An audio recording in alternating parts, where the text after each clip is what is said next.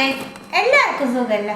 നമ്മൾ നാടൻ ഒഴിച്ചുകറിയാണ് റെഡിയാക്കാൻ പോണേ. നിങ്ങൾ പല രീതിയിലും ഒഴിച്ചുകറി ട്രൈ ചെയ്തിട്ടുണ്ടാവും.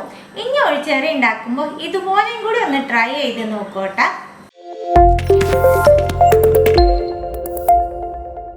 1/4 കപ്പ് തോരപ്പരിപ്പ് എടുത്തിട്ടുണ്ട്. ഇത് കഴുകി കൊണ്ടുവരാം. പരിപ്പിലേക്ക് 1/4 ടീസ്പൂൺ മഞ്ഞൾപ്പൊടി ചേർക്കുന്നുണ്ട്. കുറച്ച് ഉപ്പ് ചേർക്കാം. വെള്ളം ഒഴിച്ച് 3 വിസിൽ വിട്ടെടുക്കാം.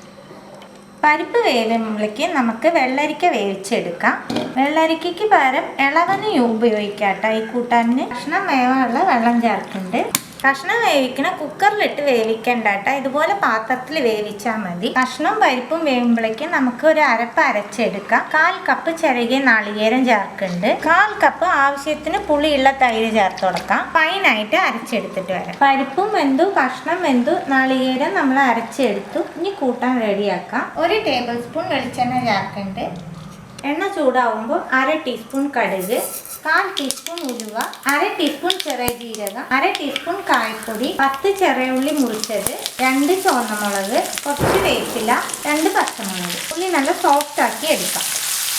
ഈ 1/4 ടീസ്പൂൺ മഞ്ഞൾപ്പൊടി ചേർക്കുന്നുണ്ട്. ഒന്ന് മിക്സ് ചെയ്ത് കൊടുക്കുക. മഞ്ഞൾപ്പൊടി ചേർത്തിട്ട് നമ്മൾ വേവിച്ച് വെച്ചേക്കണ കഷ്ണം ചേർത്ത് കൊടുക്കാം.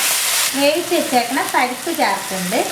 കുറച്ച് വെള്ളം കൂടിയും ചേർത്ത് കൊടുത്ത് ഒന്ന് തിളപ്പിച്ചെടുക്കാം. ഒന്ന് തിളച്ചാൽ മതിയിട്ട് ഒരുപാട് സമയത്ത് തിളപ്പിക്കേണ്ട.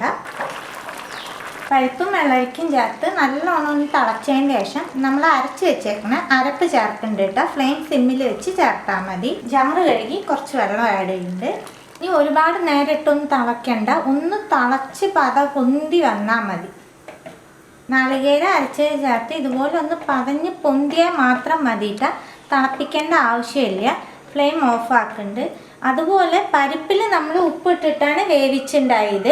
നിങ്ങൾ നല്ലോണം തിളച്ചതിന് ശേഷം ഉപ്പ് പാകത്തിന് ചേർത്തോളൂ. ഇത്രയേ ഉള്ളൂ. നാടൻ ഒഴിച്ചുകറിയാണ്.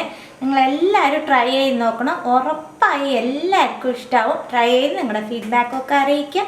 പുതിയൊരു റെസിപ്പി ആയിട്ട് അടുത്ത വീഡിയോയിൽ കാണാം. See you. ബൈ.